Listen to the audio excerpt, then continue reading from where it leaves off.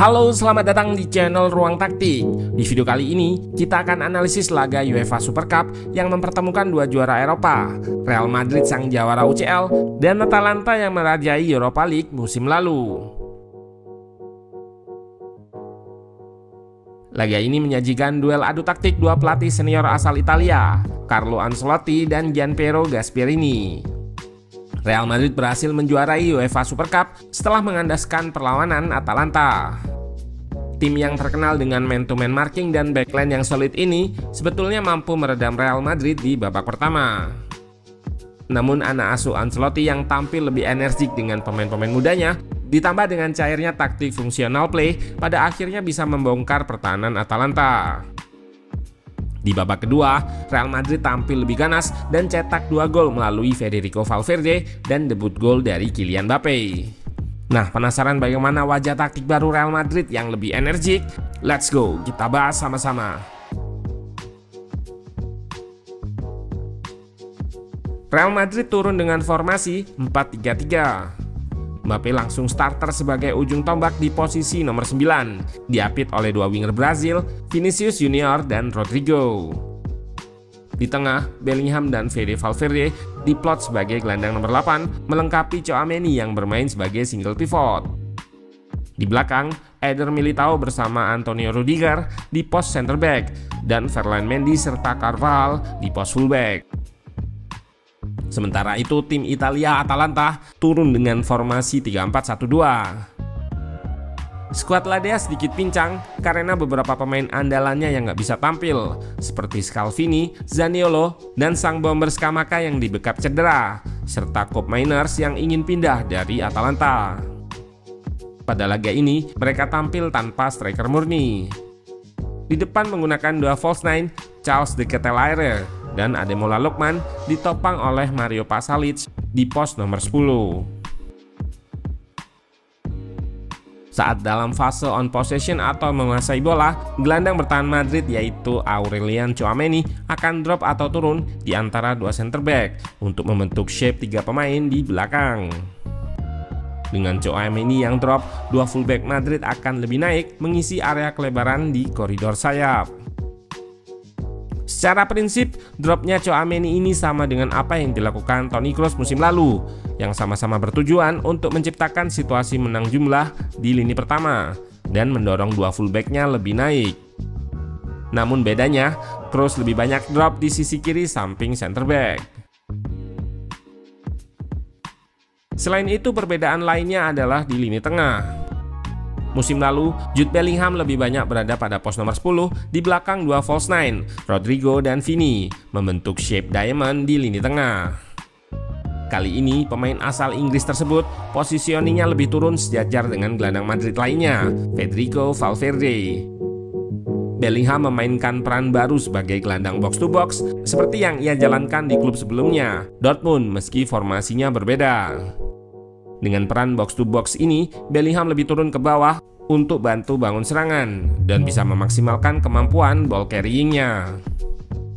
Pun begitu, sesekali ia masih bisa merangsek ke kotak penalti meski frekuensinya nggak sesering musim lalu.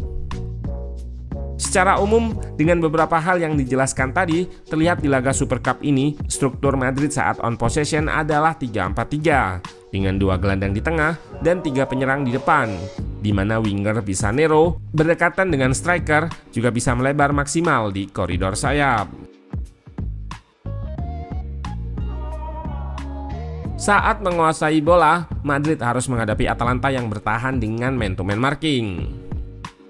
Cara bertahan ini memang jadi ciri khas Atalanta bersama Gasperini. Musim lalu di Europa League, Atalanta berhasil menumbangkan Liverpool di semifinal dan mengandaskan perlawanan Bayer Leverkusen di final dengan man-to-man marking ini. Di laga ini terutama pada babak pertama, Atalanta dengan man-to-man markingnya juga bisa menyulitkan Real Madrid. Terlihat di sini, mereka membiarkan kiper Madrid menguasai bola dan menutup semua opsi umpan.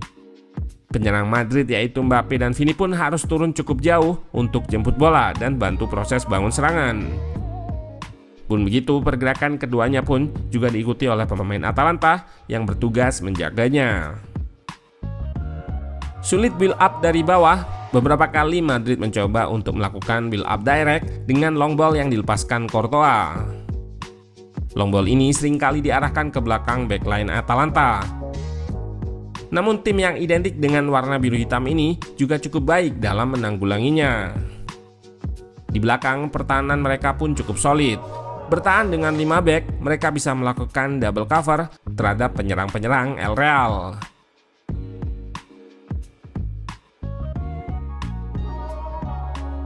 Pada babak pertama, kedua tim minim peluang.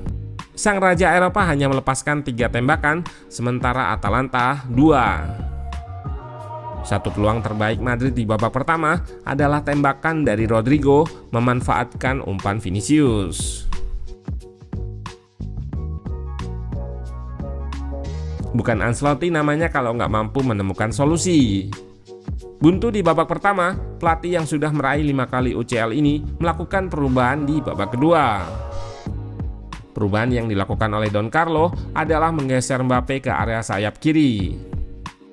Hal ini menjadikannya bisa punya ruang yang lebih bebas untuk menguasai bola dan melakukan dribble. Dengan Mbappe yang melebar, Jude Bellingham kembali diberikan porsi lebih banyak untuk bermain lebih advance atau naik ke depan. Seperti yang terlihat pada beberapa klip ini, Bellingham melakukan run in behind seperti yang banyak ia lakukan musim lalu. Di laga ini, terlihat Real Madrid lebih Spartan dan energik dengan pemain-pemain mudanya.